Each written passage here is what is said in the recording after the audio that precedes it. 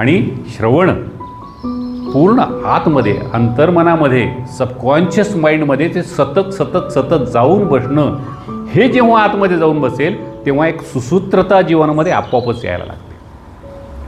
आणि मग हे सगळं मांडताना मला गुरुजींनी जेव्हा म्हणाले की चर्चेतून की तो सुसूत्र जीवन पद्धती, मला खरं तर अनेक ज्ञानी या ठिकाणी आहेत, परत अभ्यास असलेले सगळेजण आहेत आणि गुरुजींच्या समोर बोलायचे.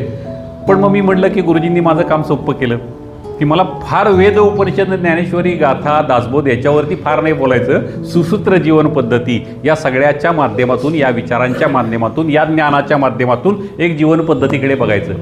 आणि मग मला एक मराठी चित्रपट डोळ्यापुढे आला.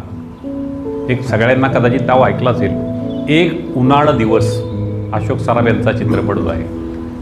आणि पटकन मनामध्ये दुसरा विचार लगेच आला, हा दिवस तर सगळेजण दाखवतील, एक उन्हाळा दिवस तर दाखवायला जग आहे, टी व्ही आहे, मीडिया आहे, मोबाईल आहे, सगळं बाहेरचं जग ते दाखवणारच आहे. समोर माया असा शब्द जो आहे ती दाखवणारच आहे तो उन्हाळा दिवस.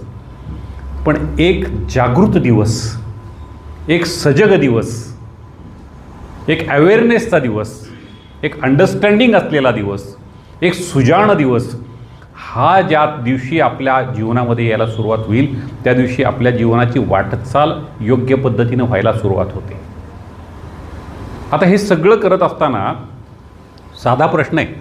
आज सकाळी उठल्यानंतर रोज घरामध्ये मी एक गंमत करत असतो, मुद्दाम करतो. उठल्या उठल्या गुरुवंदन करायचं की जे मिळालेलं आहे आपल्याला ईश्वर कृपेनं खूप छान काही मिळते जीवनामध्ये, जे मिळालं आहे ते आधी दिसू तर दे मला सकाळी उठल्यानंतर.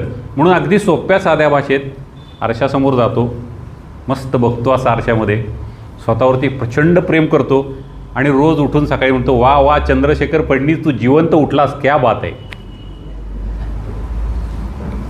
सकाळी उठल्यानंतर जर हा विचार आपण आणू शकलो समोर की मी जिवंत उठलो आहे, जिवंत उठलेली केवढा मोठा विषय आहे हा. बऱ्याच वेळा आपण ऐकतो रात्री झोपेतच या शरीराचं कार्य संपलं, सकाळी फोनाफोनी सुरू करतो आपण. पण आपण स्वतः उठल्यानंतर किती मोठी गोष्ट आहे की मी जिवंत आहे, म्हणजे ईश्वराने मला काहीतरी कार्य करण्यासाठी, सत्कार्य करण्यासाठी, माझा आनंद त्याच्यातच मला मिळणार आहे ही समज देण्यासाठी मला उठवलं आहे.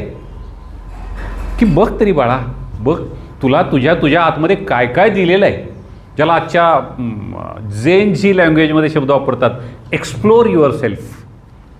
स्वतःला अभिव्यक्त करा, स्वतःच्या आतमध्ये काय काय आहे हे पाहायला सुरुवात करा. बऱ्याच वेळा मी माझ्या आतमध्ये काय हे पाहण्याकडे लक्षच देत नाही.